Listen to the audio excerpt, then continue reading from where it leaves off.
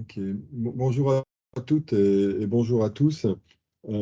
Suite à la réunion de conseil de défense liée à les problématiques d'énergie organisée par Nicolas Meyer-Rossignol il y a de ça 10 jours, il y avait un certain nombre de questions de chefs d'entreprise et donc j'ai proposé au sein de Normandie Énergie, on puisse vous faire une présentation un peu plus détaillée des problématiques énergétiques du moment, à la fois sur bien comprendre le pourquoi qui nous amène dans ces situations un peu compliquées et dans une deuxième partie, expliquer les engagements de l'État présent et à venir qui pourront éventuellement permettre aux entreprises d'avoir un peu plus de visibilité et éventuellement quelques conseils.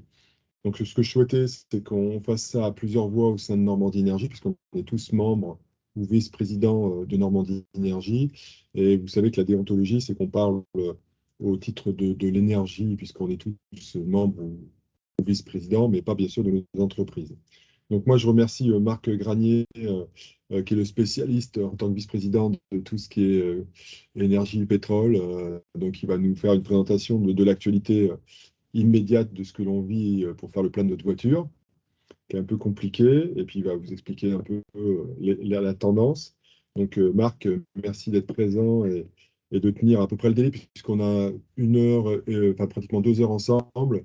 Et l'idée, c'est qu'on puisse faire la partie pétrole à peu près en 15 minutes avec les questions-réponses, et que derrière, on puisse faire la présentation sur le gaz et sur les lacs à peu près en 1 heure, qui est le sujet prégnant en tout cas du moment, avec pouvoir la possibilité de répondre à toutes les questions. Donc, je remercie Emmanuel Schulwart, spécialiste de l'énergie aussi au sein de Normandie Énergie, d'être présent, qui va participer à la présentation, et Frédéric Moulin, en tant que président de GRT pour la Normandie, qui a une bonne vision des enjeux liés au gaz. Donc, il va nous donner un peu plus de visibilité. Et puis moi, je me collerai à la partie élec par rapport à mes connaissances personnelles. Et puis on finira donc cette présentation par les aides potentielles et à venir. Donc n'hésitez pas à poser toutes les questions que vous souhaitez.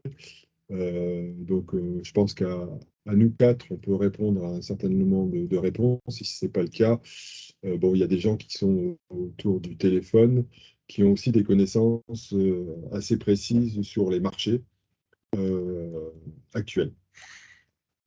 Voilà la présentation préliminaire. Donc, je laisse Valérie pour expliquer ce que c'est Normandie Énergie, puisque peut-être que tout le monde ne connaît pas Normandie Énergie.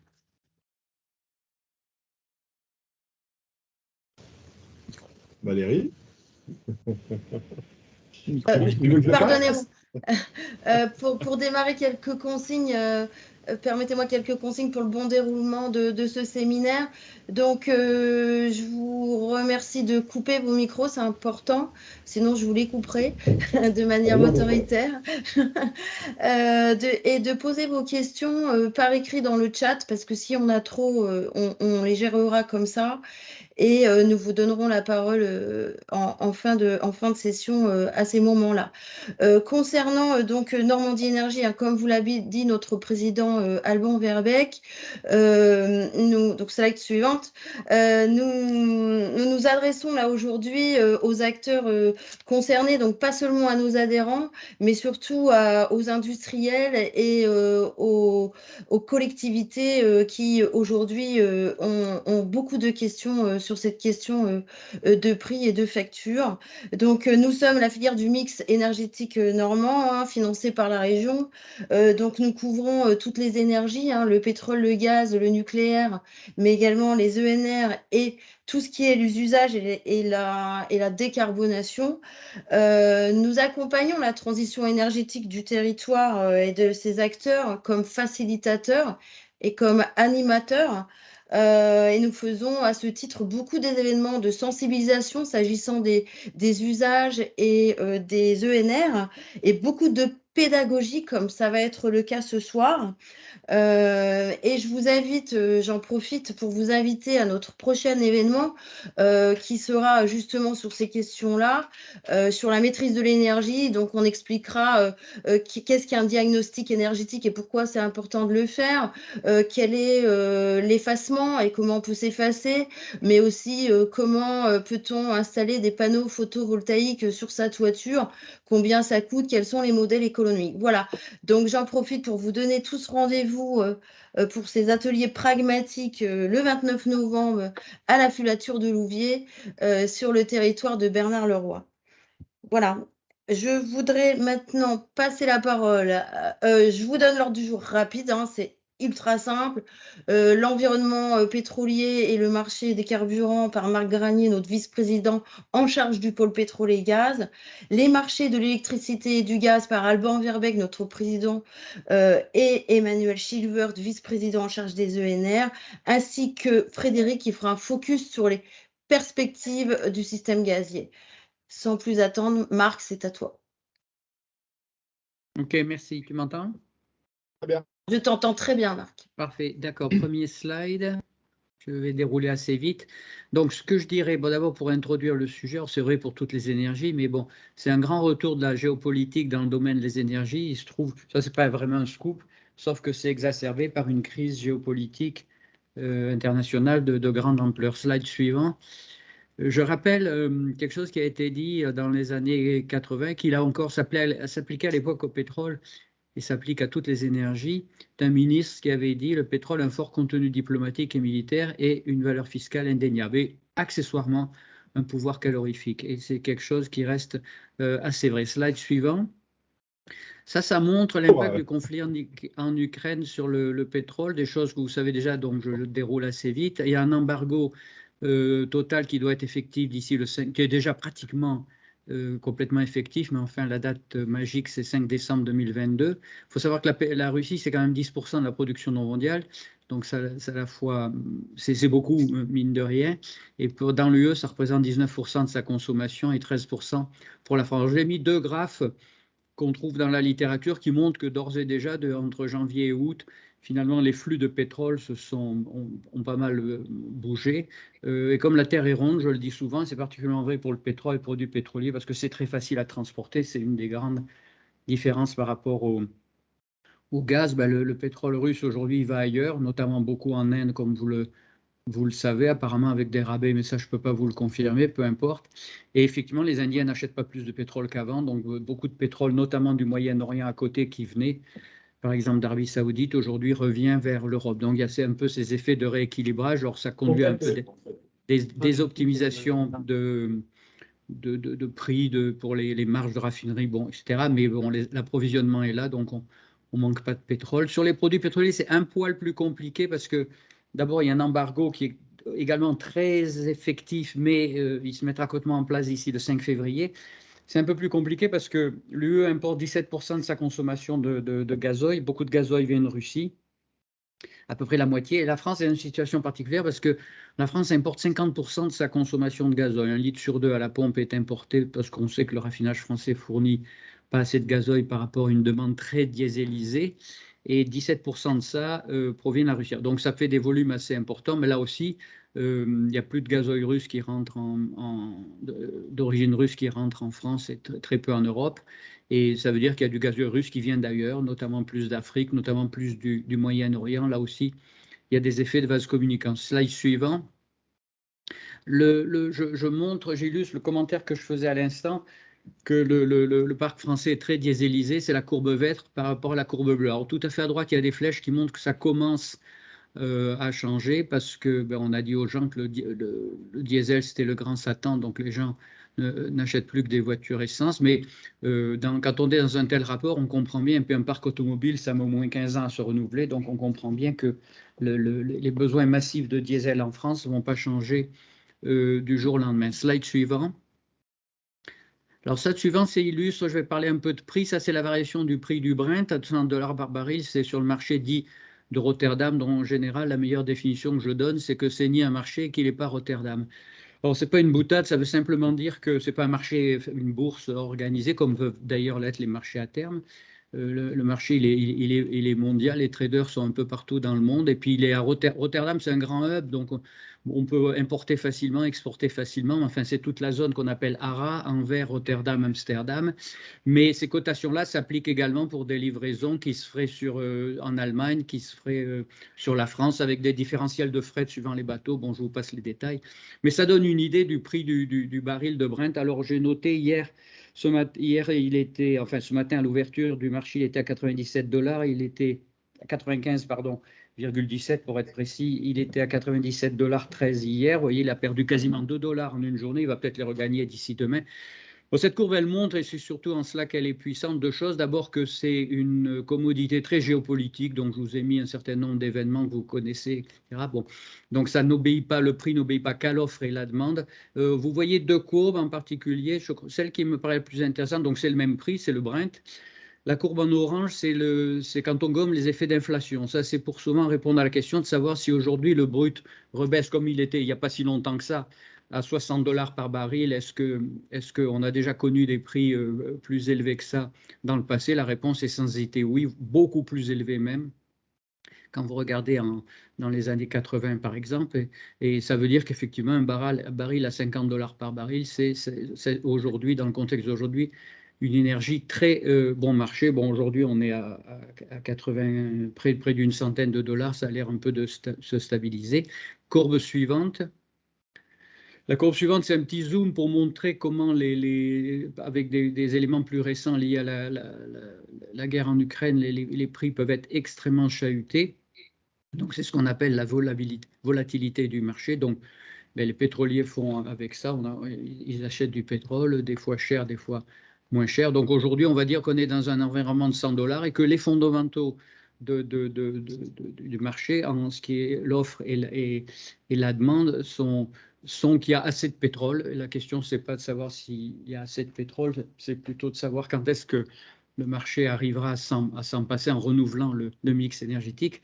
La preuve qu'il y a assez de pétrole, c'est que la dernière réunion, il y a eu 8 jours à Vienne de l'OPEP, en fait, l'OPEP+, c'est-à-dire les 13 pays de l'OPEP aujourd'hui, dont l'Arabie Saoudite qui est le plus gros, et la Russie, qui se sont formés un pseudo-cartel depuis 2016, on va dire, se sont réunis pour essayer de baisser la production parce qu'ils ont effectivement la trouille que devant l'offre abondante et puis quand même une crise économique qui se profile, l'appétit pour le pétrole diminue et que les prix baissent. Donc la question de la disponibilité en pétrole se pose pas. Slide suivant.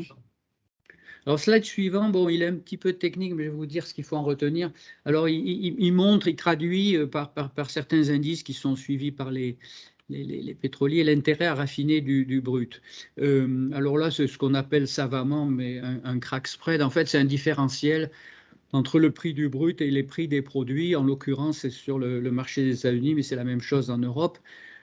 Sur ce qu'on appelle le WTI dans le titre, c'est le West Texas Intermediate, c'est l'équivalent du Brent aux États-Unis, c'est un brut de référence. Donc ça en gros, quand on a un crack spread 3-2-1, ça veut dire on prend 3 barils de brut et on suppose que quand on le raffine, ça fait 2 barils d'essence, 1 de gasoil. Évidemment, aucune raffinerie ne fait ça, mais ça montre dans les différentiels de prix qui est sur la gauche en dollars par baril, l'intérêt qui est un peu représentatif, on va dire, de ce que peut être la marge d'une raffinerie avant de payer tous ses coûts autres que le brut. Le slide est puissant parce qu'il montre qu'on est dans une année absolument atypique. Vous voyez, tout la grappe de graphes en bas, c'est un peu la moyenne dans les années passées. Vous voyez qu'on se situe dans cet indice-là à peu près une moyenne entre 10 et 15, voire moins des fois, dollars par baril, c'est-à-dire que les raffineries étaient arrivées à peu près à couvrir leurs points morts, leurs coûts, mais ne gagnaient pas d'argent. On est à ce moment dans un environnement, c'est ce que j'ai mis dans le cercle rouge, où les prix des produits sont très élevés par rapport, sur le marché international, je parle,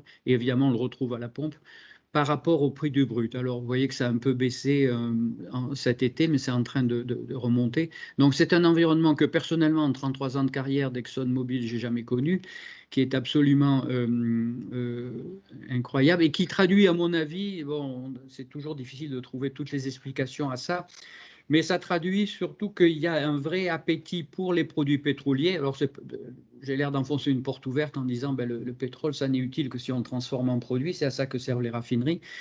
C'est un peu ce qu'on voit là. Et le marché perçoit qu'effectivement, il y a, en particulier dans des zones de forte consommation que le sont encore en Europe, puisque la demande ne faiblit pas, il y a moins de raffineries qu'avant. Et il y a plus de raffineries dans le monde petit à petit. Elles sont d'ailleurs de plus en plus grosses. Elles se construisent ailleurs, en Asie, au Moyen-Orient. Il se trouve que dans ces endroits-là, quand on regarde dans le détail, les projets des raffineries, ils ont tous tendance à se ralentir. Alors des fois, énormément. Il y a une grosse raffinerie qui est en train de se construire au Nigeria, qui a 8 ans de retard et dont les coûts ont été multipliés par 2. Alors, une grosse raffinerie, ça coûte 10 milliards de dollars, celle du Nigeria. Les coûts actuels qu'on voit dans la littérature sont à 20 milliards de dollars. Donc, face à ces enjeux, ceux qui construisent des raffineries, ils affûtent leurs crayons, ils essaient de ne pas se précipiter et de faire les choses. Donc ces projets arrivent, c'est surtout pour la demande là, dans les pays hors OCDE où elle continue à croître. Et ces projets se ralentissent, donc le marché perçoit un étranglement en capacité de raffinage. C'est un peu ce que ça traduit là, et donc à travers les prix, donc des cotations, là encore une fois, du marché dit de Rotterdam, dont les prix à la pompe, que ce soit chez les majors ou chez les grandes surfaces, qui importent elles-mêmes beaucoup ils achètent une petite partie aux majors en raffinerie, et puis quand elles marchent, bien sûr, et puis le reste, il l'importe comme le fait en ce moment la profession pétrolière pour pallier l'arrêt de fabrication dans les raffineries. Slide suivant. C'est mes conclusions. Donc, les réserves mondiales de pétrole sont amplement suffisantes. Ce n'est pas là qu'est le problème. Il y a eu une frénésie à la fin de l'année dernière, quand les hostilités ont été déclenchées, où tout le monde disait est-ce que vraiment ça va se faire? Malheureusement, ça s'est fait. Mais on voit que le marché aujourd'hui est revenu à un prix sur ses fondamentaux, un prix à peu près de 90-100 dollars par baril. Le Brent, donc la prime de guerre, entre guillemets, un petit peu est égommée. Il y a un accord OPEP+, et l'OPEP et la Russie qui se débrouille plutôt bien depuis 2016 pour arriver à réguler, à soutenir les prix, ce qui montre leur inquiétude de les voir baisser. La demande de produits finis, et l'essence et le gazon en particulier, continue de croître, et même en France, et enfin en plateau, en Europe et surtout dans le monde. On pensait que ça diminuerait, mais ce n'est pas du tout le cas. Donc la demande en pétrole continue de croître. Et dans ce contexte-là, les capacités de raffinage, parce que c'est quand même ça qui sert à transformer le brut en produit, elles se sont considérablement réduites en Europe. Il y a pas mal d'années, à peu près 180 raffineries en Europe. Aujourd'hui, il y en a une petite centaine. Elles continuent à croître ailleurs, mais c'est beaucoup plus lent que prévu. Donc, ça explique un petit peu la fermeté des prix des produits qu'on voit en ce moment. Je pense que c'est mon dernier slide. Marc, tu peux peut-être, avant qu'on passe aux questions, faire la petite transition. Là, tu vas nous expliquer que 2022 est une année particulière avec des profits énormes pour les pétroliers et donc une redistribution des richesses attendue pour un certain nombre de salariés et que pas seulement pour les actionnaire. Et donc, ce qui se passe actuellement, c'est une conséquence de ça? Oui, alors je dirais, bon, il y a deux choses. D'abord, quand on voit la courbe que j'ai montrée, c'était pour illustrer la fermeté des produits et les marges de raffinage. Donc, il se trouve qu'aujourd'hui, contrairement à ce qui s'est passé cette dernière année, les raffineries arrivent à couvrir leurs coûts et à gagner un peu d'argent. C'est quand même une bonne nouvelle. C'est pas ça qui fait les profits importants des majors. Pour prendre un exemple en particulier, les majors français, ces profits ils sont faits un petit peu en France, et quand ils sont faits en France, ils sont taxés en France, et ils sont faits beaucoup à l'étranger parce que c'est notamment l'exploration qui rapporte beaucoup, et ça ne se fait pas en France. Donc, ce n'est pas là que les profits se font. Alors après, évidemment, il y a, mais on ne va pas rentrer dans ce débat, une confusion des genres entre les profits, la répartition des profits, les débats. Comme je dis souvent, il y a une attente quand les résultats d'une société s'améliorent à ce que les salaires augmentent. Pour autant, les salaires ne diminuent pas quand les résultats ne sont pas bons. Les résultats du raffinage ces dernières années ont été catastrophiques. Les salaires n'ont pas baissé. On ne rentre pas dans ce débat. Je crois qu'aujourd'hui, il y a des attentes. Elles sont ce qu'elles sont. Les compagnies les prennent en compte, en tout cas celles que je connais en particulier. ExxonMobil avait mis sur la table un accord qui était quand même assez conséquent et qui a même été amélioré depuis. Donc, est-ce que la perche va être saisie ou pas? Ça a conduit aux arrêts qu'on voit. Bon, les arrêts, et un peu la panique qu'on voit dans les stations-service, c'est accentué par le phénomène et les messages qui sont passés concernant la pénurie. Les stations se vident beaucoup plus vite parce qu'il y a des gens qui reviennent faire le plein, même qu'ils ont encore 3/4 du réservoir et des choses comme ça, alors qu'on ne manque pas de produits. Les dépôts sont pleins. Peut-être même que les dépôts qui sont dans les raffineries ou qui étaient bloqués vont être, en tout cas côté ExxonMobil, ouverts. Les dépôts sont disponibles. Les sociétés importent, et les grandes surfaces aussi d'ailleurs, beaucoup de produits par bateau. Les bateaux sont mis dans les pipelines qui fonctionnent et qui alimentent les dépôts. Bon, donc les produits sont disponibles. Seulement, évidemment, cette logistique alternative est assez lourde à mettre en place, mais elle se met en place. Et elle se met en place plus lentement que les stations-service ne se vident, encore une fois, accentué du fait que dans certaines stations, à la marque Total Energy, avec l'effet rabais, il y avait, avant même qu'il y ait ces incidents de grève, il y avait quand même des stations qui, des fois, étaient à sec parce que les gens achetaient plus souvent que d'habitude. Valérie, il y a une question, je te laisse la lire. Oui, il y a une question de Monsieur Abli. Attendez, j'autorise en même temps. Pourquoi, alors que l'OPEP réduit les prix du baril, on a des prix à la pompe qui croissent? Est-ce que ça se justifie par l'augmentation de la demande, tout simplement, ou c'est une augmentation pour faire des stocks, Alors, la des réponse stocks est… en maintenant les prix hauts? Ou D'accord, est-ce que c'est de merci. la spéculation? D'accord. Alors, la réponse est, je me suis peut-être mal exprimé ou j'ai parlé trop vite. L'OPEP ne réduit pas les prix du baril, au contraire, il chercherait même à les monter. L'OPEP cherche à réduire la production, la disponibilité en pétrole brut pour soutenir les prix.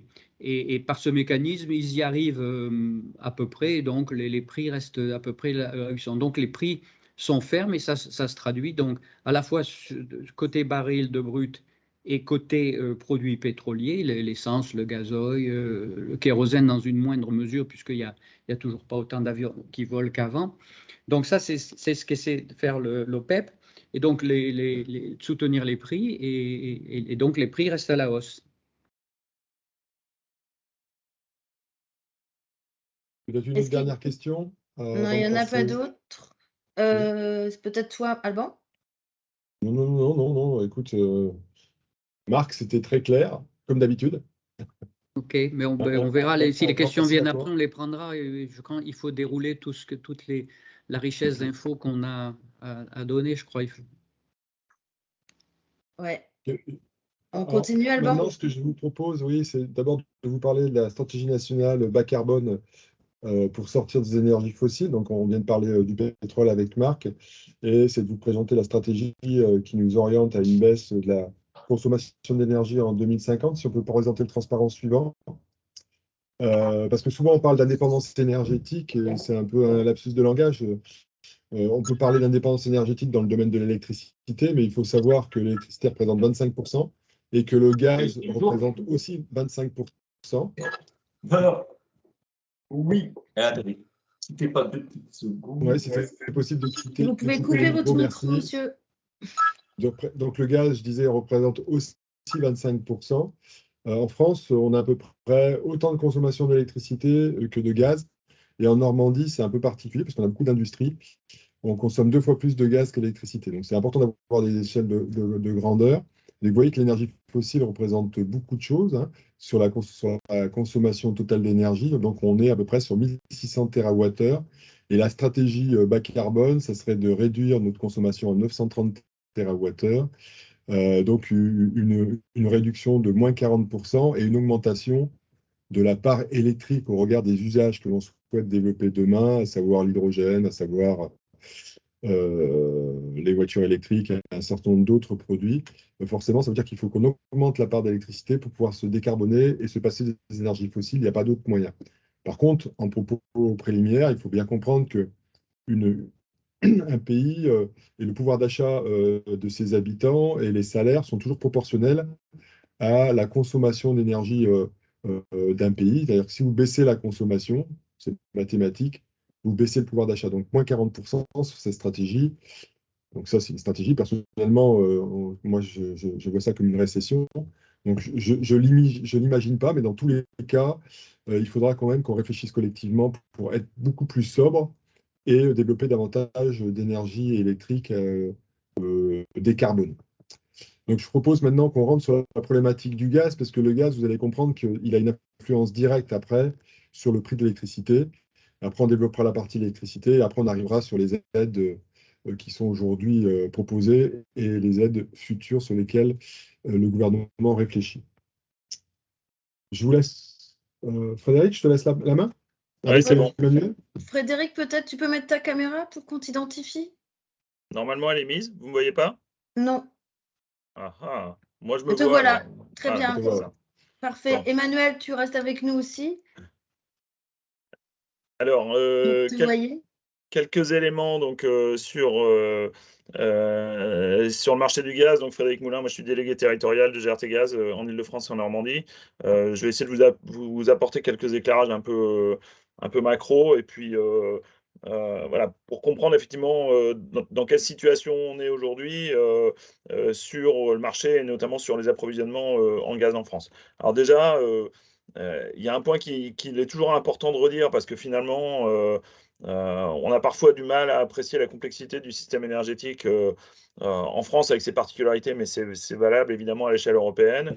Un point qui n'est pas toujours bien connu, c'est que le gaz, il participe traditionnellement à la production d'électricité et notamment à la production d'électricité en hiver, en période de pointe. En 2021, vous voyez qu'il a été un hiver plutôt clément, sur une consommation totale de gaz de 474 TWh. Vous avez entre 8 et 9% qui ont servi à la production électrique. Pour l'hiver là, qui se présente, eh bien, pardon. Donc, si vous voyez le graphe à côté, donc, qui vient de chiffres communs entre RTE et GRT Gaz, donc vous voyez qu'entre la même période 2021 et 2022, bien, la production d'électricité par cogénération, elle est presque passée du simple au double. Donc ça, c'est un élément intéressant. C'est un élément aussi qui permet de poser une question qui est essentielle, et vous le verrez plus tard dans ce que je vous dirai sur la circulation du gaz en France et en Europe. C'est qu'on est maintenant aussi beaucoup plus dans une notion de solidarité européenne qui certes implique fortement les marchés gaziers, mais aussi a un lien très fort avec le système électrique. Je pense que tout le monde a entendu les échanges entre le président de la République et le chancelier Scholz sur une sorte d'échange entre du gaz qui irait de la France vers l'Allemagne et l'électricité qui viendrait de l'Allemagne vers la France. Voilà, donc on a vraiment un lien très fort entre les deux. On peut avancer. Alors, on a fait un certain nombre de prévisions qui ont été présentées le même jour qu'RTE pour le système électrique, donc des prévisions sur le système gazier pour l'hiver, en prenant en compte deux éléments que traduit ce graphe. Donc vous avez d'abord la question de la quantité de gaz sur l'ensemble de l'hiver. Donc ça, on va dire que c'est le graphe dans sa longueur. Et puis le graphe dans sa hauteur, c'est la capacité à amener sur le marché, sur le réseau, la consommation de gaz d'une journée très froide. Donc je vous passe le détail de tous les scénarios qui ont été faits. Ce qu'on peut retenir assez rapidement, c'est que dans le cas d'un hiver moyen, on est sur un système qu'on considère comme équilibré, sans déficit de gaz. Un hiver froid ou très froid, on affiche évidemment un déficit plus marqué, avec malgré tout une différence si les pointes de froid sont en première partie d'hiver ou si les pointes de froid sont en deuxième partie d'hiver. Et en fait, c'est sur cette période-là où on a le plus de vigilance. Pourquoi? Parce que en fait, les stockages, donc, qui sont à un niveau de remplissage très élevé aujourd'hui, ils ont une capacité de soutirage qui est plus importante en début de période qu'en deuxième période. C'est-à-dire que quand on est en dessous de 50% de réserve dans les stockages, finalement, la capacité de soutirage est moins importante. Donc, c'est ça qui potentiellement nous donne cette soupape de façon un peu moins importante. Donc, on considère que effectivement, c'est un déficit. On aurait un déficit plus marqué de l'ordre de 5% environ si on avait donc en fin d'hiver des journées très froides, et on a pris comme référence l'hiver le plus froid. Alors je ne sais jamais si c'est 2010, 2011 ou 2011, 2012. En tout cas, voilà, un des derniers hivers les plus froids. Donc on n'a pas on n'est pas à un niveau d'inquiétude aujourd'hui majeur, mais en fait, quand je dis qu'on pourrait avoir jusqu'à 5% de déficit, une des conclusions qu'on en tire, c'est quels dispositifs peuvent être mis en place pour traiter ce déficit potentiel de 5%, et j'y reviendrai un peu plus tard. Vas-y, tu peux avancer. Alors, les infrastructures, je vais assez vite là-dessus. En fait, la France a la chance d'avoir des infrastructures, alors certes, des canalisations de gaz, mais aussi des stockages, et puis aussi des terminaux méthaniers. Donc, les stockages, donc il y a 13 stockages en France, hein. Aujourd'hui, j'ai vérifié tout à l'heure, en France, on est à 98% de taux de remplissage des stockages. Dans l'Union européenne, on est à 91% de taux de remplissage des stockages. Donc là, pour le coup, on affronte l'automne dans de bonnes conditions. Ce qui est important, et ce que vous allez voir après dans l'évolution des flux, c'est qu'aujourd'hui, ce sont les terminaux méthaniers qui fonctionnent à plein en Europe.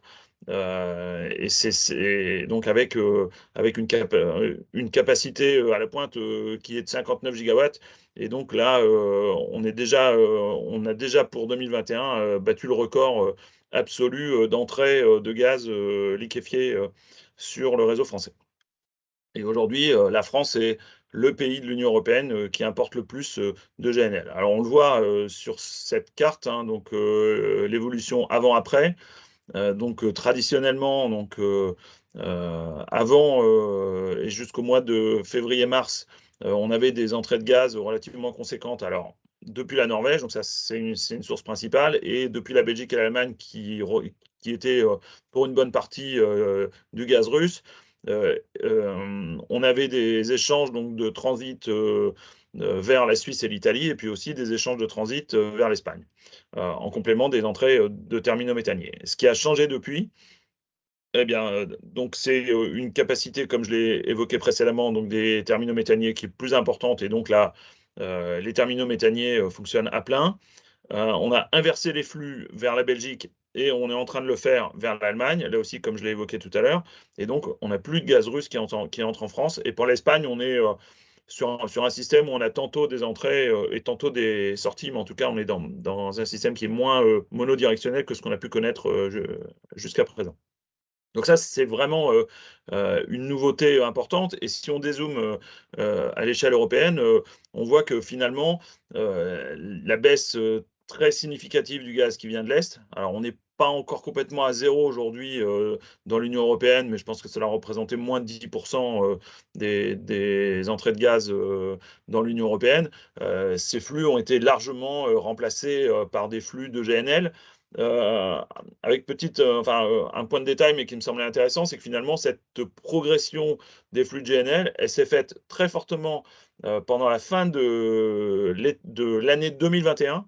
Et finalement, là, on est, depuis le déclenchement de la guerre en Ukraine, sur un plateau, mais qui finalement se maintient. Et les entrées de GNL sont à un niveau très élevé, finalement, depuis janvier-février 2022. Quand on a vu une progression très forte dans le courant du deuxième semestre 2021, qui était aussi lié à la reprise économique.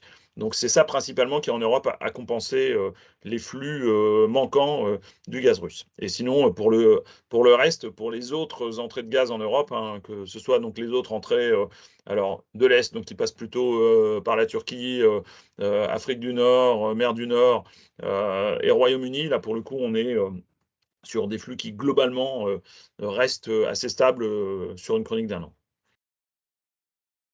Voilà, tu peux avancer. Alors, les leviers, très rapidement, et là, je brosse ça très vite, et je pourrais y revenir si vous avez des questions. Évidemment, je disais tout à l'heure, la zone de risque, c'est plutôt la deuxième partie de l'hiver. en cas de journée très froide avec des références sur les hivers les plus froids. Bon, je donnais un ordre de grandeur de l'ordre de 5%. Donc, il nous semble que cet hiver peut être passé dans des conditions correctes si déjà on est capable d'activer les actions de sobriété, alors dont on entend évidemment beaucoup parler actuellement.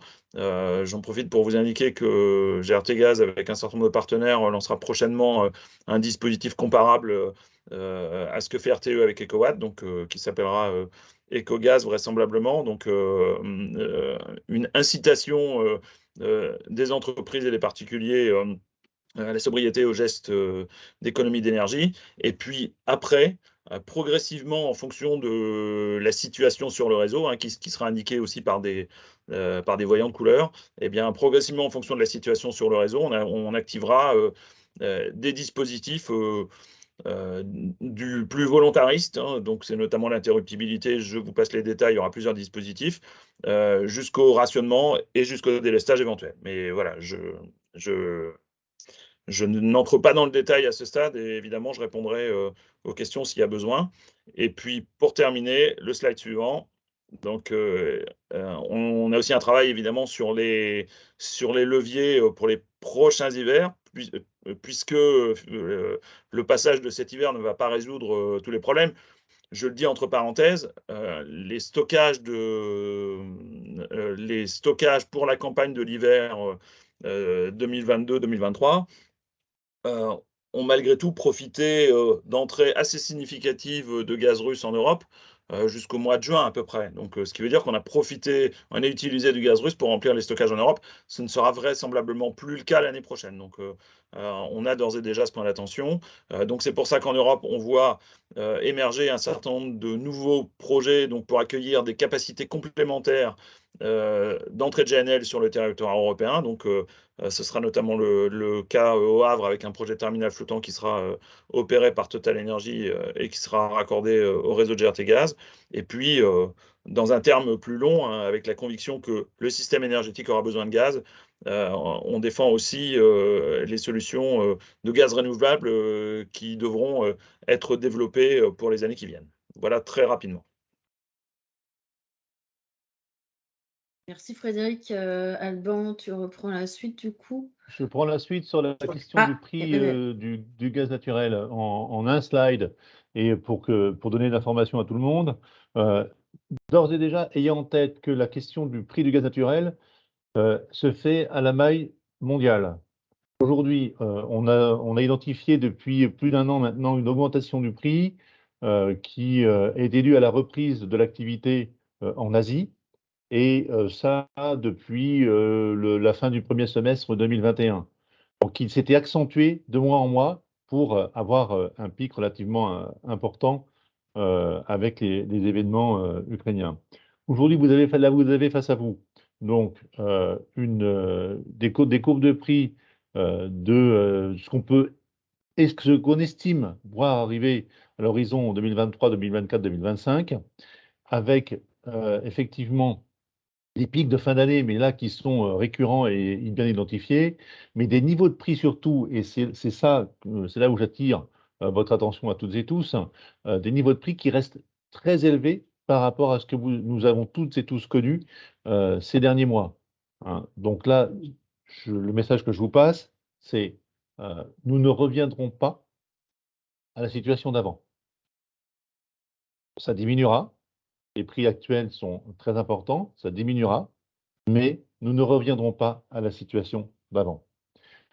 Juste un point derrière sur la question aussi de la présence des fournisseurs. Vous avez également vu le marché de l'énergie qui s'est ouvert et l'émergence et l'apparition de fournisseurs alternatifs et nouveaux qui ont tendance actuellement à disparaître. Donc, j'attire votre attention sur la solidité de vos partenaires énergétiques. C'est là où il ne faut pas se tromper non plus quand on fait des choix. Beaucoup de personnes ont reçu récemment des appels, des mails, des courriers de la part de leurs fournisseurs en leur expliquant que ça devenait trop compliqué et donc qu'ils allaient suspendre leur fourniture tant de gaz que d'électricité. Et je laisserai Alban Verbeek s'exprimer sur la question de l'électricité. Et derrière, un dernier point, la solidarité, et Frédéric Moulin en parlait précédemment, la solidarité en termes de gaz doit se faire à l'échelle européenne.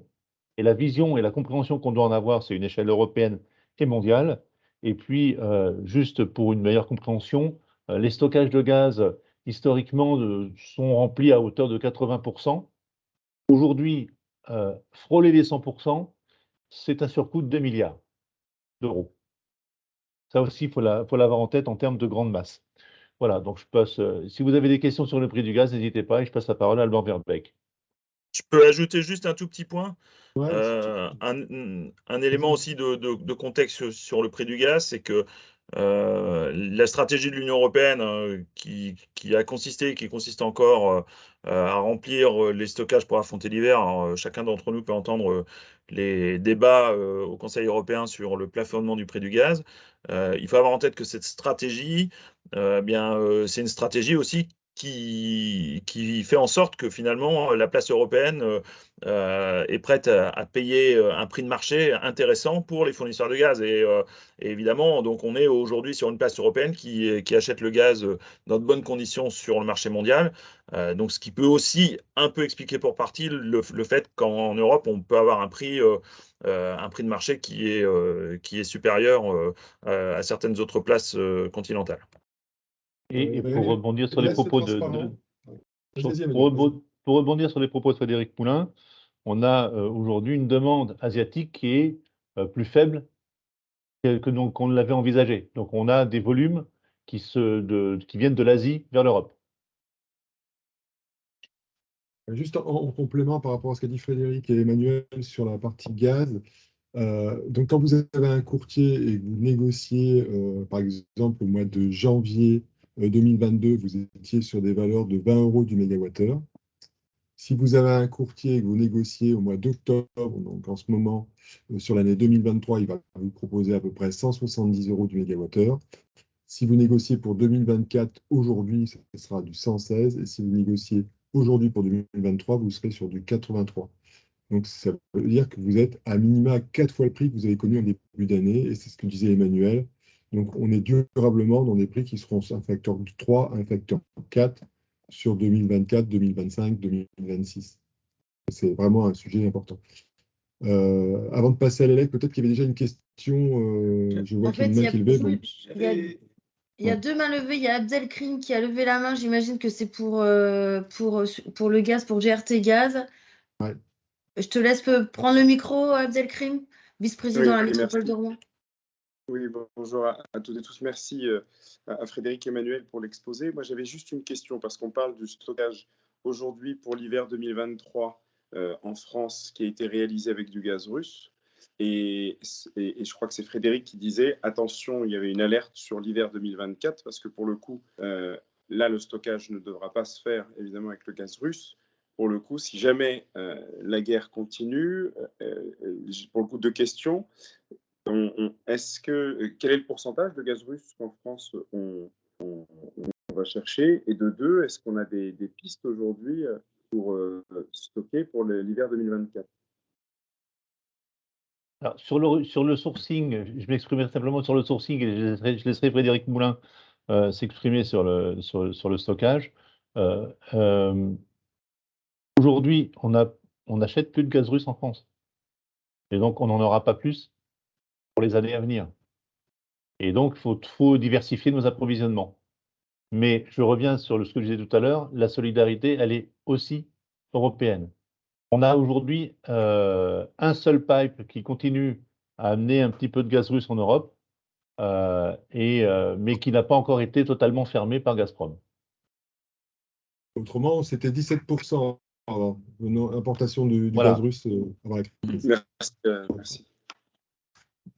Oui, alors, pour être honnête, hein, je ne sais pas encore répondre à cette question, mais effectivement, je souhaitais indiquer que c'est un sujet d'actualité parce qu'on se focalise beaucoup sur l'hiver qui vient, là, et c'est évident, mais c'est vrai que pour nous, c'est important de regarder l'hiver qui arrive. Donc, je l'ai dit, donc en Europe, il y a un certain nombre de capacités complémentaires de GNL qui vont être installées. Là aussi, comme on a commencé à tenter de l'expliquer, mais sur un marché du GNL qui reste un marché complexe, parce que Emmanuel l'a signalé, par exemple, le fait qu'aujourd'hui la croissance en Asie soit plus faible que prévu, bien, finalement, nous permet d'accéder à du GNL disponible sur le marché. Donc, il y a des facteurs comme ça, des facteurs de croissance économique qui sont très importants et qu'on ne sait pas forcément prédire aujourd'hui. En tout cas, la stratégie de l'Europe, c'est quand même d'inverser complètement les flux. Et c'est-à-dire qu'il n'y aura plus de flux de l'Est à partir de l'hiver prochain. Maintenant, effectivement, il s'agit de sécuriser des capacités d'approvisionnement complémentaires. Le GNL en fait partie.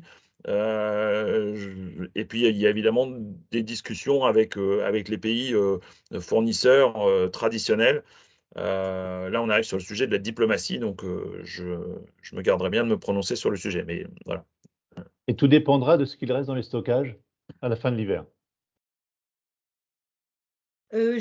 Je propose qu'on continue de dérouler plutôt que de laisser la parole maintenant parce que je pense que l'auditoire souhaite entendre l'ensemble de l'exposé.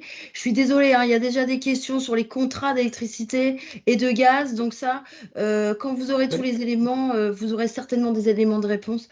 Donc du coup, je propose qu'on continue et pardonnez-moi. Oui, peut-être Michael, tu voulais. Michael, ouais, j'avais juste une remarque. Elle me brûle les lèvres. Je suis désolé pour Emmanuel, mais j'entends Emmanuel et tu as raison. Alors, Michael Forest, directeur énergie, maintenance des bâtiments à la communauté urbaine du Havre, et accessoirement acheteur en groupement de commandes pour 28 membres et donc communes. J'entends la problématique. Bonjour Alban. J'entends la problématique et tu fais bien de nous rappeler qu'il faut faire attention à la solidité des fournisseurs qui répondent à nos appels d'offres. Mais à côté de ça, quand on lance des appels d'offres, Engie ne répond pas. Donc, il figure-toi qu'à un moment, on est obligé d'avoir quand même des contrats de fourniture. Et moi, au 1er janvier, je suis obligé d'avoir des contrats de fourniture. C'est quand même 100 gigawattheures. Et quand je lance un appel d'offres, Engie ne répond pas. Donc, je veux bien qu'il faut. Merci pour tes conseils. Et je les prends volontiers, mais il faudrait que le fournisseur national Engie puisse également répondre aux appels d'offres des collectivités quand il les lance. Je propose qu'il y aura un certain nombre d'éléments de réponse juste après. Oui, juste je vais répondre je réponds en une seconde. Il faut Ouais. que le cahier des charges corresponde à nos attentes. C'est tout. Ok. Non, mais je pense que les fournisseurs d'énergie qui restent encore sur le marché sont hyper solidaires et présents auprès de vous et que ce n'est pas facile. Parce que les intermittents du spectacle, pour les citer comme ça, ils étaient au nombre de 50. Aujourd'hui, on n'est plus que 8 ou 9 à être présents. Et tout le monde a pris la fuite. Hein. Mais je vais y revenir. Donc, ce transparent est assez simple. Donc, c'est un transparent qui est fait par les courtiers en fonction de la date où vous négociez un prix soit de gaz et d'électricité. Alors, ce qui est intéressant, c'est que si vous étiez au mois de août 2021, vous voyez, alors il est à double échelle, hein, d'un côté le gaz, d'un côté l'électricité. Donc, sachant que le gaz est en rouge, l'électricité est en bleu. Vous étiez au mois d'août 2021, donc vous négociez votre gaz aux alentours de 30 euros du mégawattheure, sachant qu'avant, on était sur des valeurs de 18 à 20 euros du mégawattheure. Et vous voyez que les courbes sont parfaitement parallèles les unes par rapport aux autres. Le différentiel, si vous étiez à 30, vous voyez que sur la courbe de l'électricité, vous étiez à peu près à 90. Pourquoi? Il y a toujours un facteur 3 lié au rendement, puisqu'on est sur une puissance énergétique côté gaz qu'on transforme en valeur énergétique côté élec. Et donc, les rendements de Carnot imposent qu'il vous faut une chaudière à peu près de 3000 mégawatts pour faire à peu près 1000 mégawatts d'électricité. Et vous voyez que les courbes s'alignent parfaitement. Et forcément, il y a un hystérésis beaucoup plus grand en fonction du prix qui augmente toujours par rapport à cette même règle et par rapport aux difficultés d'approvisionnement et sur la confiance qu'ont les courtiers ou les traders à fournir soit du gaz ou soit de l'électricité. C'était juste pour vous présenter le parallèle. Alors maintenant, comment il s'explique le parallèle? C'est le transparent suivant. Donc avant tous les soucis que l'on avait, on avait une valeur moyenne du prix de l'énergie en 2019 sur la partie électrique de 60 euros du mégawattheure.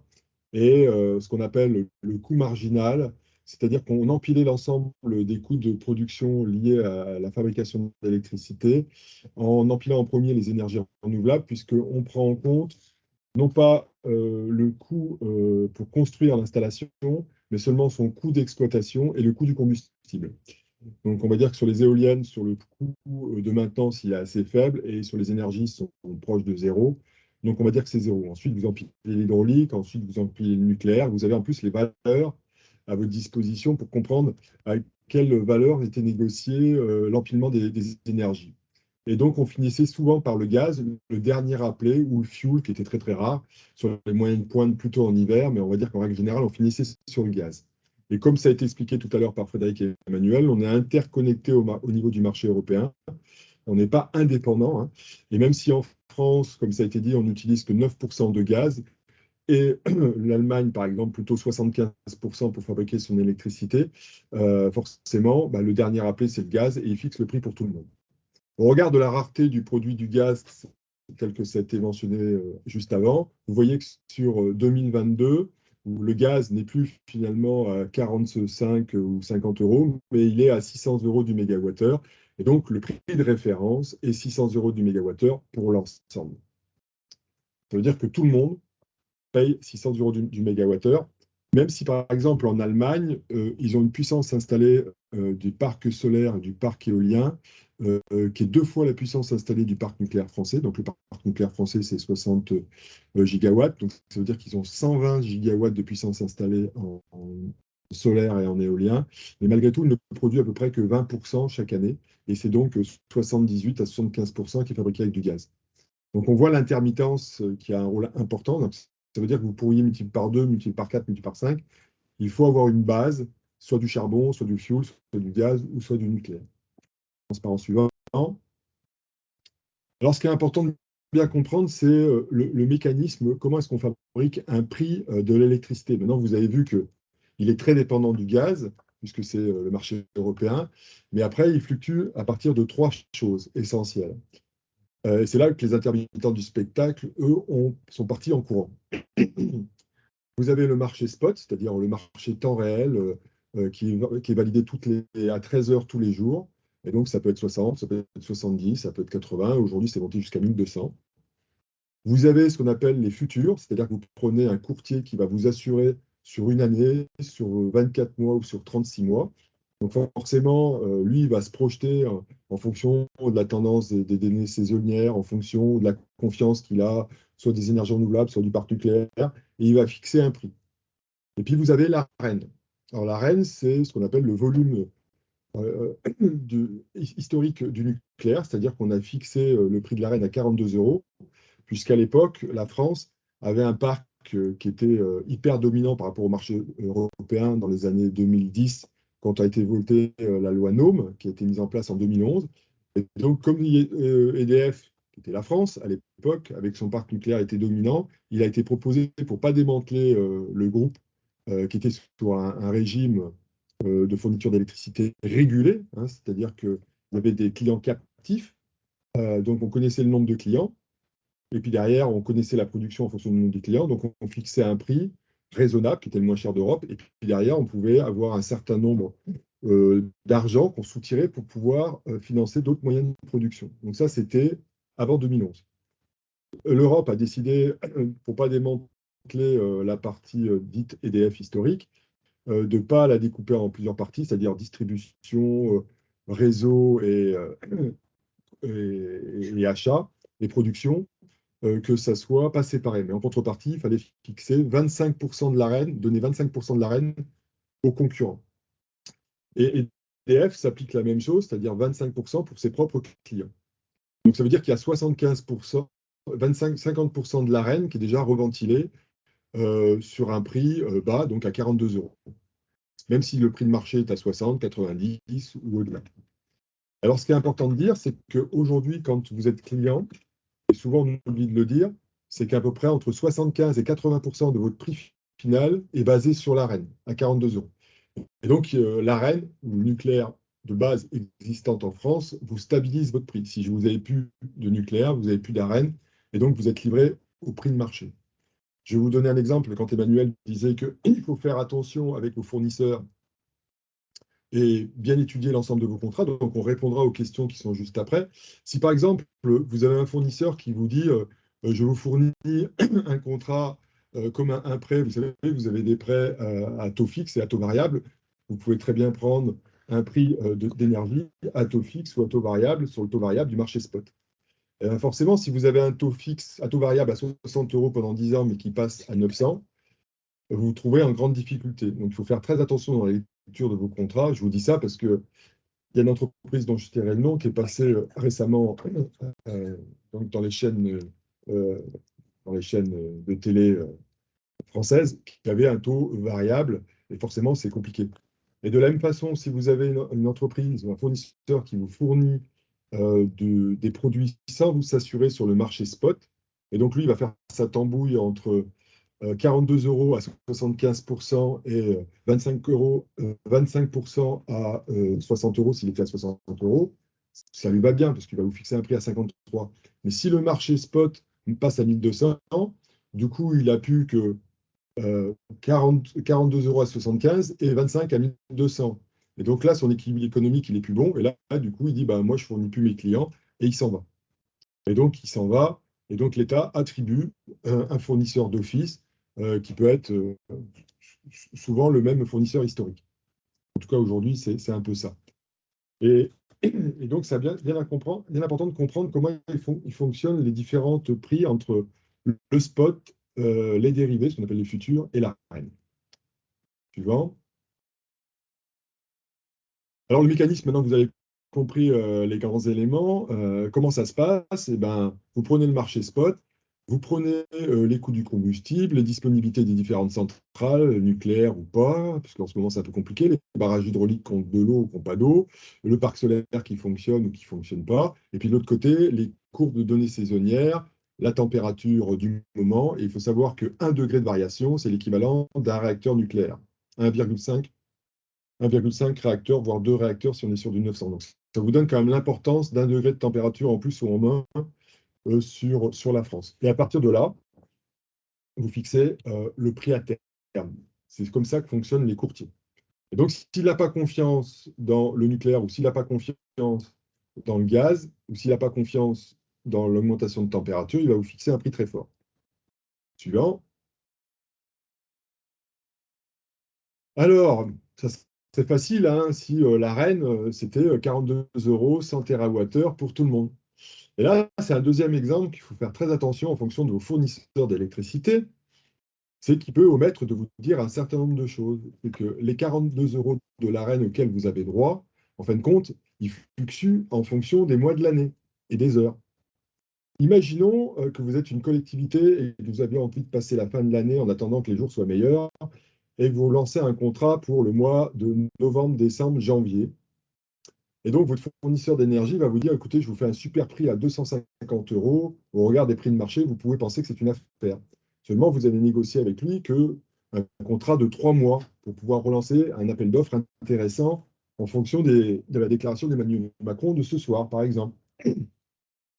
Seulement, ce qu'il oublie de vous dire, c'est que sur ces 3 mois, en réalité, il n'a pas d'arène.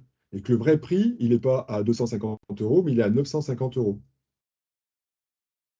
Donc, c'est important d'avoir confiance dans votre fournisseur d'énergie, de lui poser les bonnes questions, et si jamais vous avez un doute, de vous rapprocher d'une tierce personne, et ainsi de suite. Donc, vous voyez que l'Arenh, ce n'est pas si facile que ça quand vous renégociez vos contrats. Une chose importante, c'est que l'Arenh, elle est distribuée du 1er octobre au 30 octobre. Ça veut dire que la négociation de tous les contrats d'électricité doivent être renégociés avec vos fournisseurs au mois d'octobre.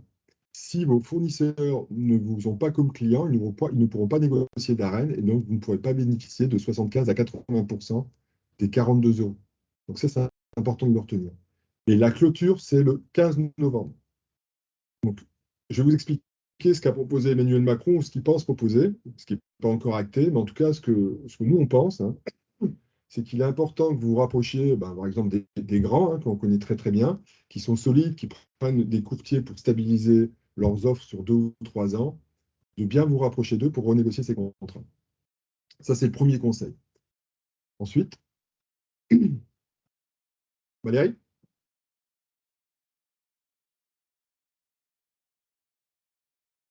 Allô, allô, Valérie?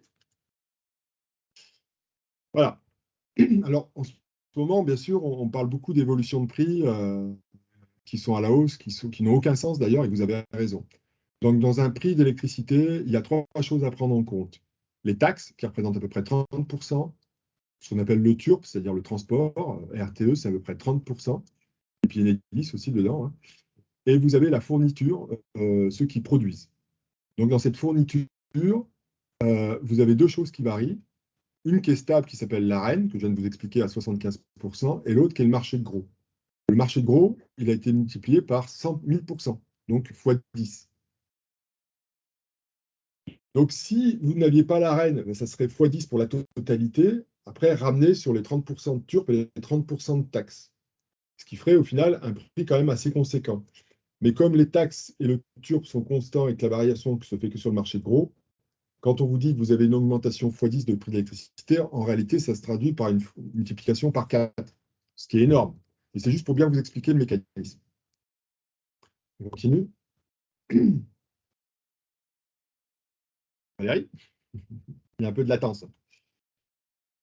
Alors, maintenant que vous avez compris l'importance de l'AREN, vous m'avez tous suivi sur l'importance de l'AREN qui permet de stabiliser à minima le prix sur le TRV, tarif régulé de vente de l'électricité, qui est fixé à 75% sur l'AREN à 42 €. Et le reste qui est plafonné et garanti, on va dire en moyenne à peu près à 60 €, ce qui fait à peu près à 16 centimes du kilowattheure total. Là, vous avez le vieillissement des centrales nucléaires. Donc en très bleu foncé, ce sont les 900 MW. En bleu un peu plus clair, ce sont les 1300 MW. Après, vous avez le palier N4. Et en très bleu clair, c'est la relance du programme nucléaire. Donc Flamanville qui commence avec le petit bandeau. Je vous le fais simple.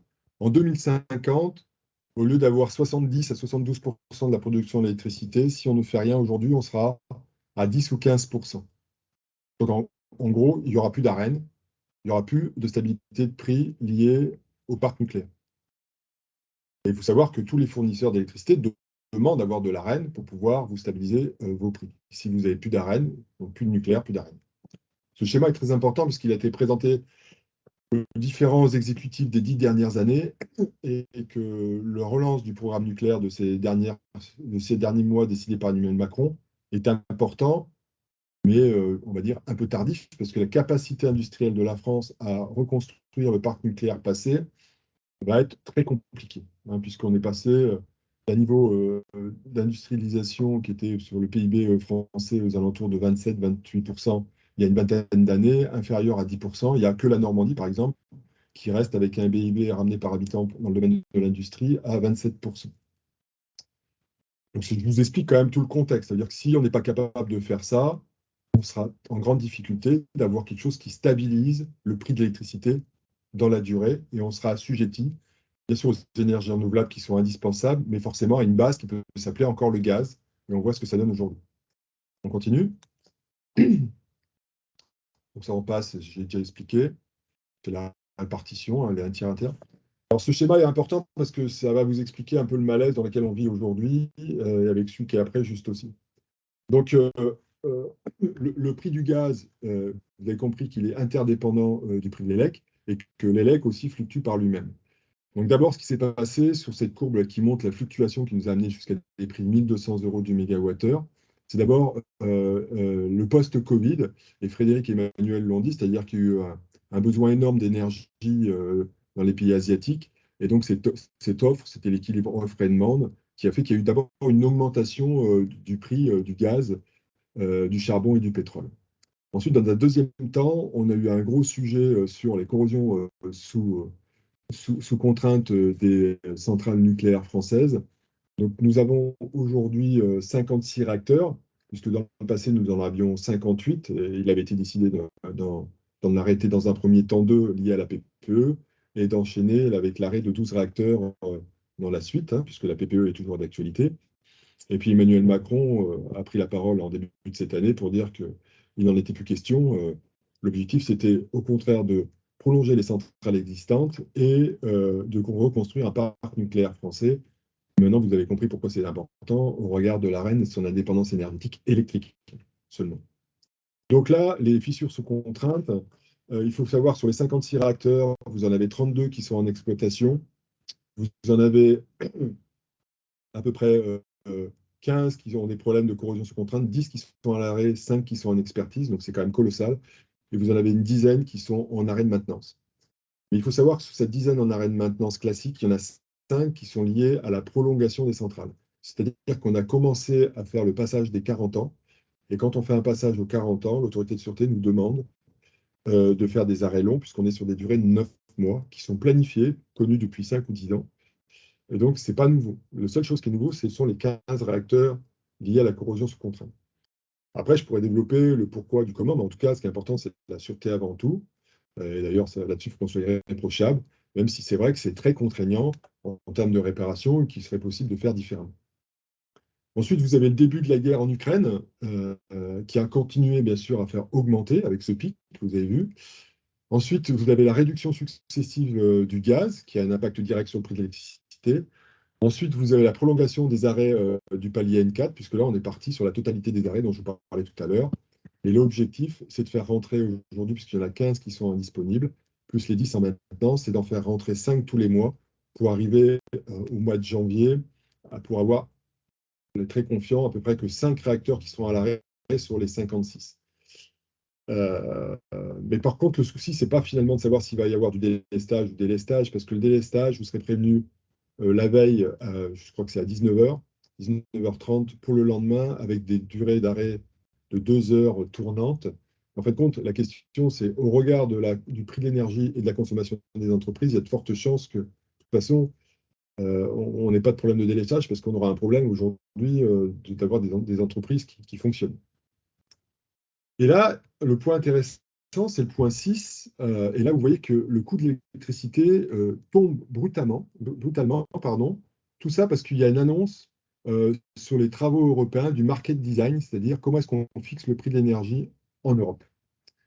Alors, il y a de cela 3 semaines, les Espagnols et les Portugais se sont désolidarisés du prix de l'électricité européen, en prétextant qu'ils avaient un problème d'interconnexion, donc, ce qui n'est pas forcément totalement vrai, totalement faux non plus, mais bon, on va dire que ce n'est pas vrai.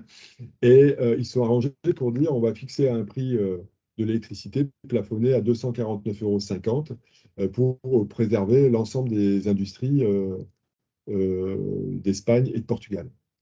Il faut savoir quand même que c'est important. Si les entreprises ne fonctionnent pas parce qu'elles n'ont pas de gaz ou d'électricité, derrière, c'est des emplois. Et vous avez pu noter qu'il y a 3 jours, il y a une annonce de l'Allemagne qui a dit moi, j'injecte 200 milliards dans mon économie. Il paraît qu'on est solidaire. 200 milliards dans mon économie pour subventionner la partie gaz et élect de mes entreprises, donc de mes PME et ainsi de suite. Transparent suivant. Ce graphe est très intéressant puisqu'il vous montre le prix de l'énergie dans les différents pays européens. Avant 2019, nous étions à peu près 30% moins chers que l'ensemble. Et pour un particulier, ça se traduisait par rapport au Royaume-Uni ou en Allemagne à peu près à 2 fois le prix inférieur à ce qui était pratiqué, grâce au TRV et grâce à la partie nucléaire. Et aujourd'hui, vous voyez que la France, qui est en bleu, a un prix moyen supérieur avec les courtiers par aux autres pays européens. Donc là, on s'est arrêté au mois d'août. Par contre, au mois de décembre, janvier, ça va repasculer, ça sera normal, on sera inférieur aux autres. Et c'est quand même intéressant de comprendre pourquoi. C'est parce que les courtiers avaient plus confiance pendant l'été aux énergies renouvelables, ce qui est normal, puisqu'elles produisaient, et beaucoup moins confiance dans le parc nucléaire français. Et donc, la cotation de l'électricité en France est devenue d'un seul coup beaucoup plus chère que dans les pays voisins. Sur le graphe qui est à côté, je voulais quand même présenter, c'est pour vous montrer la production du parc nucléaire français depuis une vingtaine d'années. Donc, on était en capacité de produire ce qu'on appelait souvent 75% de la production d'électricité française, avec à peu près 400 gigawatts de puissance. Et là, on est tombé aux alentours de 300. Alors ça s'explique par plusieurs choses. D'abord, le changement des générateurs de vapeur à partir des années 2015, c'est les 30 ans, et un certain nombre d'opérations de maintenance liées au VD3, ce qu'on appelle les 30 ans. Et le début, à partir de 2018 des VD4, donc des 40 ans. Donc on voit que ce programme de maintenance était connu, donc anticipable. Et là-dessus vient se rajouter bien sûr le problème de corrosion sous contrainte des 15 réacteurs. Mais vous voyez que si on n'a pas cette base, eh ben, il faut trouver cette base ailleurs. Après, on est pour, contre le nucléaire, mais en tout cas aujourd'hui, c'est un fait. Plus dedans, à partir de 2015, un certain nombre de législations liées aux appareils sous pression qui sont de plus en plus contraignants dans la façon de réparer nos installations, qui nous différencient aussi parfois de d'autres pays européens ou mondiaux, sachant que bien sûr la sûreté est primordiale. Mais il faut quand même voir le sujet dans sa globalité. OK. Ça, c'est une courbe de charge journalière, plutôt en hiver, là, puisqu'on est en février. Ça vous montre finalement les consommations domaine par domaine, l'industrie, le résidentiel et le tertiaire. Finalement, on s'aperçoit qu'il est très facile de préserver l'industrie pour pas qu'il y ait de coupure, et ensuite préserver peut-être l'industrie avec des plans de financement adéquats, sur lesquels je vais venir juste après. Et finalement, en utilisant seulement on va dire, la partie chauffage individuel résidentiel, vous voyez, c'est la partie bleu ciel, très, très claire. C'est une masse hyper importante qui représente pratiquement un tiers du volume total. Donc, quand on vous explique qu'il suffit de baisser de 22 à 19 degrés, ben, ça évitera finalement tous les délestages possibles et imaginables, plus la partie publique tertiaire sur les éclairages publics, des choses comme ça. Vous voyez qu'on est capable très facilement d'économiser de l'énergie et d'être dans la sobriété. Ce schéma, je le trouve assez facile à comprendre et motivant pour faire ce qui est nécessaire pour protéger les industries. Ensuite, donc on va passer sur ce qui a été proposé en 2022 et ce qui est proposé en 2023.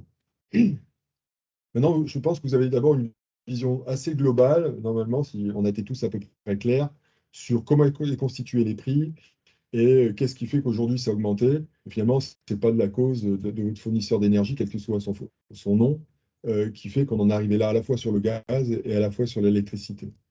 Mais on est bien dans un marché européen qui démontre des règles un peu complexes, voire des règles peut-être des fois complètement has-been, il faut le dire, sur le prix en particulier de l'électricité, parce que le gaz, c'est quelque chose que l'on trade, hein, puisqu'on l'importe, comme le pétrole d'ailleurs. Mais par contre, l'électricité, on est capable de la fabriquer.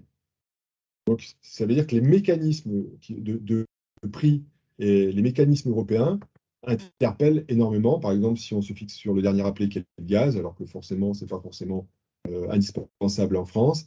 Et puis après, avec des règles liées à la concurrence qui n'arrangent que certains à certains moments. Donc, pour 2022, il y a plusieurs choses qui ont été faites. D'abord, protéger ce qu'on appelle le TRV et les petites entreprises de moins de 10 salariés avec un chiffre d'affaires de moins de 2 millions d'euros et qui ont une puissance installée de 36 kVA. Donc, c'est important de savoir ça, mais je vous le dis, mais ça ne va pas arranger forcément certains fournisseurs d'énergie. Une petite entreprise qui est en galère en ce moment, parce qu'elle est partie à la concurrence sur les prix de marché ouverts, et qui a des prix de marché à 700, 800 euros. Il est très facile, si sa consommation finalement est très raisonnable, c'est le cas quand même de beaucoup de petites entreprises, de revenir sur le marché tarif régulé. Et donc, de bénéficier d'un prix à 60 euros du mégawattheure et puis être à 300 ou 400 ou 700. C'est super facile. Il suffit d'aller vous adresser à votre fournisseur et vous retomber dans le marché TRV. Ensuite, ce qui a été décidé par l'État, c'est deux choses. La première chose, c'est de diminuer les taxes sur la TICFE pour permettre une diminution à peu près de 20%. Parce qu'en fait, on devait avoir une augmentation au total, au tout début de la crise, de 45% du prix de l'électricité. Et donc, en diminuant la fiscalité, vous savez qu'il y a 30% de fiscalité, cette taxe-là, ça permettait de diminuer à peu près de 20% l'impact total. Et ensuite, la livraison de l'Arenh supplémentaire qui a été demandée à EDF, c'était de passer de 100 TWh à 120 pour qu'il y ait une redistribution par rapport aux différents fournisseurs. Là, pareil, ça a permis de diminuer à peu près de 20%. Donc, 20% pour 20%. Comme il devait y avoir une augmentation de 45%, ça a permis d'avoir une augmentation pour le tarif régulé de base de 4%. Il a été appliqué la même chose pour le gaz, puisque l'objectif, c'était de limiter la hausse à 4%, y compris pour les copropriétés, puisque ça peut être applicable de la même façon. Ça, c'était ce qui a été négocié sur 2022. Au passage, je vous le dis quand même, hein, mais quand on demande à EDF de redistribuer de l'Arenh, ce petit truc-là, ça a coûté 10 milliards à EDF. Et le fait de reprendre l'ensemble des personnes qui n'ont plus de contrat par obligation, sachant qu'on est obligé de reprendre les contrats en achetant de l'énergie. Par exemple, si vous avez des gens qui re-rentrent sur le TRV, aujourd'hui sur le TRV, on a été à peu près à 60% de clients. Là, on vient de repasser à 80%. Il y a 100 000 personnes qui rentrent par mois. Il faut donc racheter sur le marché de gros à 500, 600 euros pour le redistribuer à 42 euros. Donc, c'est un différentiel de plusieurs milliards d'euros. Ça veut dire que EDF a perdu 38 milliards depuis le début de l'année dans cette affaire-là, pendant que certains sont partis faire d'autres sports. On continue sur 2023. Alors, 2023, il y a plusieurs choses qui sont proposées. D'abord, une hausse, on va dire, maîtrisée à 15% pour les tarifs régulés, de 4%. On passe à 15%, mais il faut savoir qu'en Angleterre ou en Allemagne, certains ont pris entre 50 à 100%. Donc 15%, c'est pas énorme.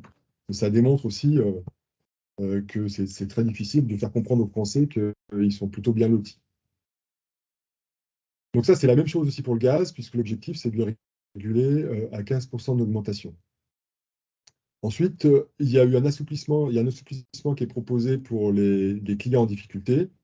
Donc, en fonction du coût de la facture du gaz d'électricité, si c'est supérieur à 3% du seuil, du doublement de la facture, donc ça, c'est pour les petites entreprises, hein, sur la période éligible, donc qui est sur la moyenne de 2021, il y a 30% des coûts éligibles jusqu'à 2 millions d'euros en cas de baisse de l'EBE par rapport à 2021. Donc, l'excédent brut d'exploitation. Et après, vous avez 50% si c'est 25 millions d'euros à 80% de perte, 70%. Sur ces questions-là, parce que ça, on va rentrer dans le technique, je n'aurai pas le temps de tout détailler. Si vous avez des questions, votre fournisseur se tient à votre disponibilité, ou la Chambre de commerce aussi a toutes les explications, puisqu'on travaille avec eux en permanence pour vous aider à comprendre. Donc, on va dire simplement que pour les petites et moyennes entreprises, si je fais les cours, il n'y a pas grand-chose. Je vous le fais court, il n'y a pas grand-chose. Donc, on arrive à la suite. Voilà. Donc, l'Union européenne prend des mesures d'urgence face à la flambée des factures des consommateurs. Et donc, le Conseil des ministres européens de l'énergie, donc au mois de septembre, a fixé des grandes lignes de réglementation européenne à adopter. Donc, la première, c'est une réduction incitative, mais pas obligatoire, de 10%. Je vous ai montré le graphe tout à l'heure. C'était assez facile de faire des consommations un peu réduites sur certains domaines qui ne vont pas nous toucher. Et par contre, avec des objectifs contraignants pour les entreprises, à minima de 5% pendant les heures de pointe. Alors, je ne sais pas quelles sont les modalités qui seront mises en place, quels sont les contrôles qui seront faits. En tout cas, c'est la déclaration qui a été faite. Ensuite, il a été décidé de plafonner à 180 € du mégawattheure. Alors, pour vous qui êtes entreprise, qui devez renégocier, ou collectivité qui devait renégocier vos contrats, je vous ai expliqué que c'était important de le faire au mois d'octobre. Par contre, je ne sais pas ce que va décider Emmanuel Macron avec l'ensemble de la politique européenne dans les mois à venir, et certainement qu'il peut y avoir une décision.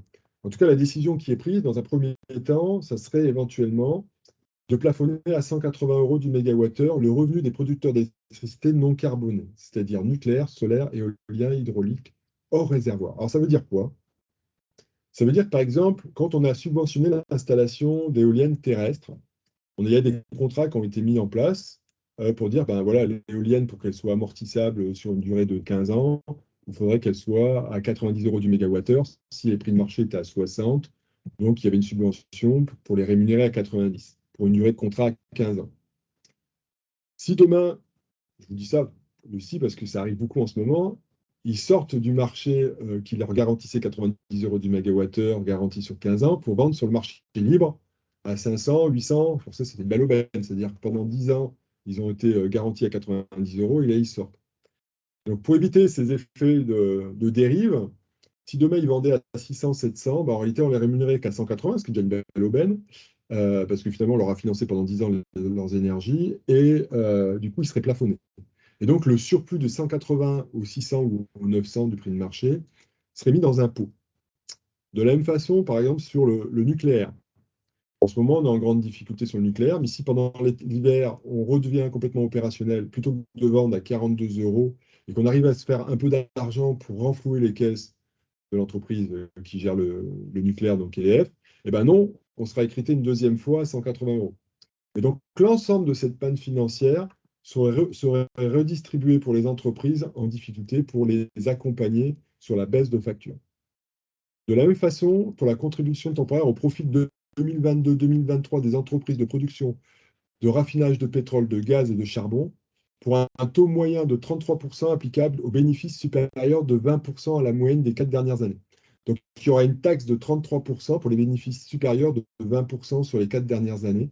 Cet argent-là serait récupéré pour pouvoir le redonner aux entreprises qui seraient en difficulté, enfin qui sont en difficulté dans les mois à venir.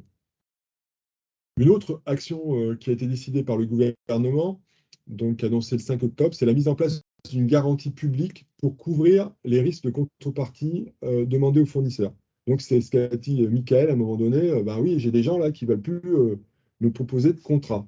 Alors toi, ça tombe bien parce que tu es très solvable au Havre, tu es une belle collectivité, mais par exemple, il existe des entreprises qui sont un peu fragilisés. Et donc, les fournisseurs du spectacle, ceux-là, ils sont tous partis, mais ceux qui restent, ben, ils hésitent quand même à leur faire une proposition, sachant qu'ils ne sont peut-être pas solvables dans les mois à venir. Et donc, Bruno Le Maire a pris la garantie que ça serait le service public qui assurerait la suite. Donc, ça va quand même développer un certain nombre de situations. Et j'ai quelques noms en tête parmi des industriels qui m'ont contacté récemment. La deuxième mesure, et qui n'est pas des moindres, c'est que la mise en place d'un dispositif par la CRE du prix moyen hebdomadaire de référence pour les différents profils de consommation. Alors, ça veut dire quoi, ce charabia? En gros, vous êtes boulanger. Je cite cet exemple-là parce qu'il m'a fait mal au cœur. Une entreprise dont je tairai le nom m'a appelé en disant, bah voilà, avant, je payais mon contrat à 90 € du mégawattheure, et là, je viens de passer la dernière offre à 910. Et donc, si je veux amortir mon prix d'électricité, il faut que je vende ma baguette à peu près 12 €.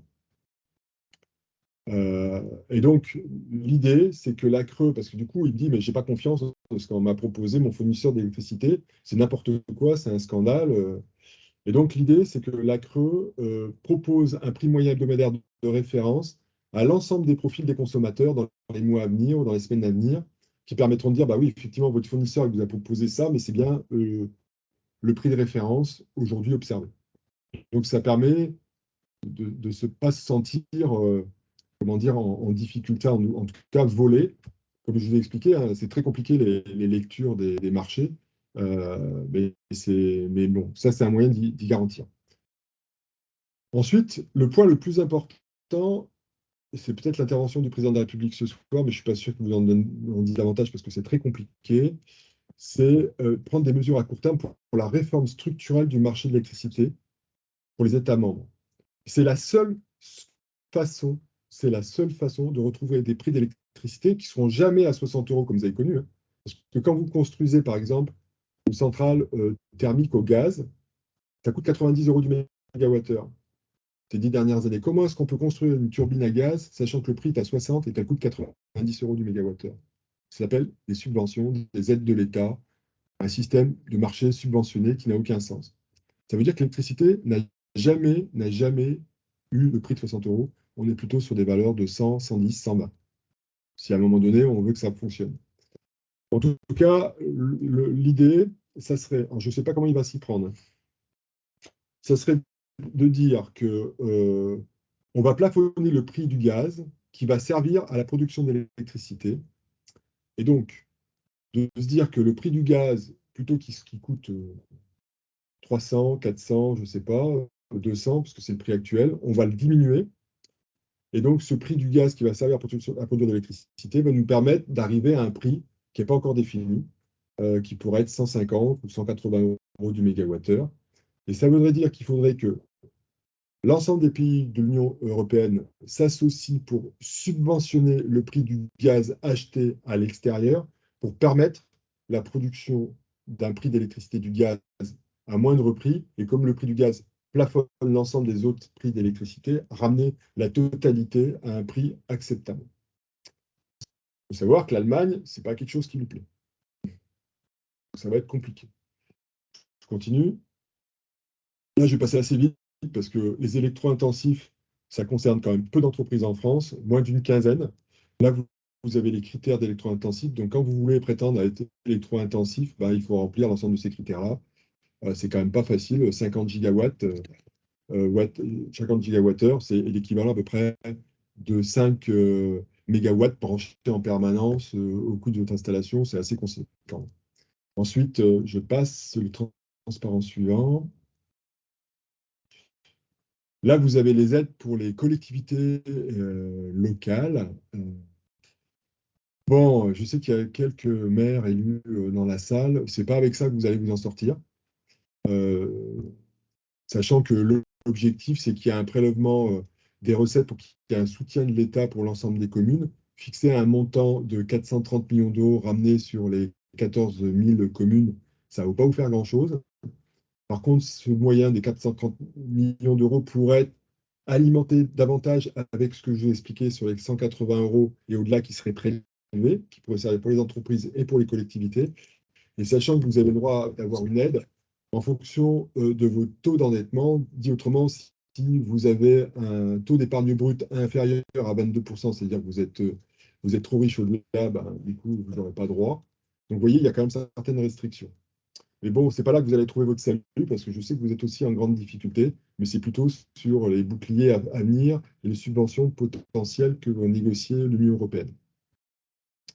Je vous rappelle quand même que même pour une petite collectivité, si vous avez moins de 10 salariés, donc pour une très petite commune, et moins de 2 millions d'entrées fiscales, vous avez la possibilité d'être OTRD. Donc si vous êtes sur un regroupement d'achat, vous pouvez demander à en sortir pour bénéficier. Alors c'est un peu égoïste, je vous explique toutes les solutions possibles du ManagerLab, vous pouvez éventuellement en sortir. On n'est plus à ça près côté EDF, puisque de toute façon, on est à plusieurs milliards d'euros, mais ça vous donne une solution. On continue. Je ne vais pas m'étendre sur ce sujet-là, parce qu'il va y avoir beaucoup de communication, et ce n'est pas avec ça que vous allez vous en sortir, mais quand même, c'est important de se projeter sur l'avenir. Il existe des belles entreprises qui peuvent vous accompagner sur l'efficacité énergétique. Il faut savoir que ça ne peut pas être à court terme demain, mais il faut quand même réfléchir à ces solutions-là pour les communes et pour les industriels, et même pour les particuliers, dans les mois qui suivent. Parce que mettre des LED, c'est quand même pas très cher et c'est quand même intéressant. Faire de l'efficacité énergétique avec de l'isolation, c'est quand même hyper intéressant. Côté Normandie Énergie, on a suivi plus d'une centaine d'entreprises sur cette thématique-là. Il faut savoir que chaque entreprise ont baissé leur consommation d'à peu près 15%. Ça a été amorti en l'espace inférieur à 3 ans. Donc, on voit que c'est hyper facile. Plus la capacité à produire soi-même son énergie à travers des panneaux solaires, par exemple, aujourd'hui, ils sont amortissables hyper rapidement au regard des prix de marché. Et de toute façon, vous avez compris, que ce soit le gaz, que ce soit l'électricité, ça ne sera plus jamais comme avant. Donc, c'est important de se projeter là-dessus.